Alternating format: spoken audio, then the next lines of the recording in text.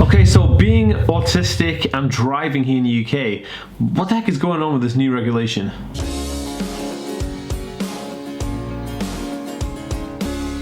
Hey guys, welcome back to the Aspie World. I'm Dan. I have Aspergers Syndrome, ADHD, OCD and dyslexia. I make weekly videos on autism and mental health, so if you're new around here and want to learn more, remember to hit the subscribe button and smash that notification bell so you get notified every single time I upload a video. And also, if you're watching on Facebook, give it a thumbs up and a follow. Thank you for watching. Okay guys, so basically in the UK there's been this huge change to something called the DVLA, and the DVLA are the firm or the government agency that cover all things driving related, like for your driver's test, your MOT, the regulations that go through for fitness tests for people with medical conditions, etc, etc. Now, there's been a lot of controversy the past few days where somebody from the autistic community went onto the government website and noticed that there was a little notice there saying that if you have autism spectrum condition and you don't acknowledge this to the DVLA, you could be fined up to £1,000. This is bizarre. Now, a lot of people are freaking out over it, and I wanted to just discuss it because I feel like it's very important. So there's a few things here. The DVLA website, let's go through that first and see what they actually say. Okay, so on the actual website, as you can see, it says Autistic Spectrum Disorders, ASD and Driving. It says you must tell DVLA if you have an autistic spectrum disorder. You can be fined £1,000 if you do not tell DVLA about a medical condition that affects your driving. That's very important to note. You may be prosecuted if you're involved in an accident as a result. So, this line here where it said you could be fined up to £1,000 if you do not tell the DVLA about a medical condition that affects your driving. Now, an effect on driving could be a medical condition like epilepsy, or something, could be a physical thing, like you may, have a loss of limb or something like that. There could be, a number of reasons of a medical condition could impact driving. Now, I wouldn't say that anybody who's passed their driving test who has ASD, that really affects their driving. Like, it doesn't affect my driving.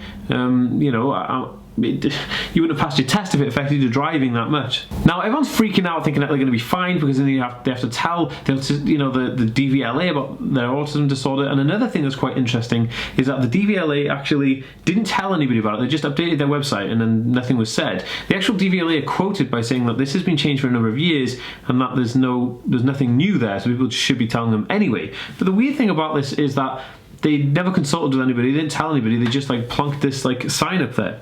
Now, the DVLA are responsible for this, and they basically put out a form. You have to fill the form out.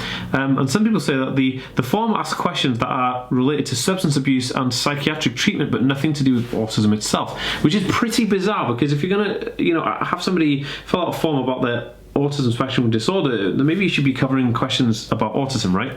Needless to say, everybody's freaking out over it.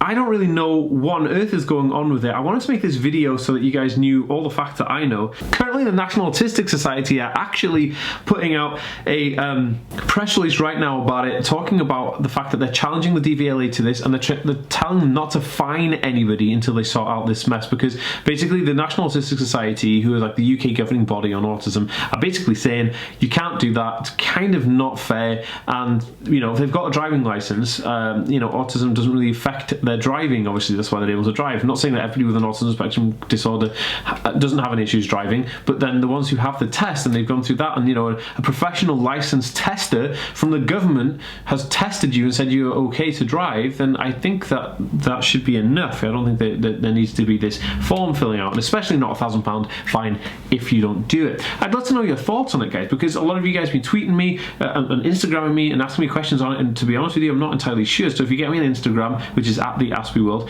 and on Twitter as well, at TheAspieWorld, and send me your comments, and leave a comment in the comment section of this video down below, just because, I'd love to know what on earth is going on. And also, guys, if you like this video, please give it a thumbs up. Yeah, I'll see you in the next one. Thanks for this really small briefing.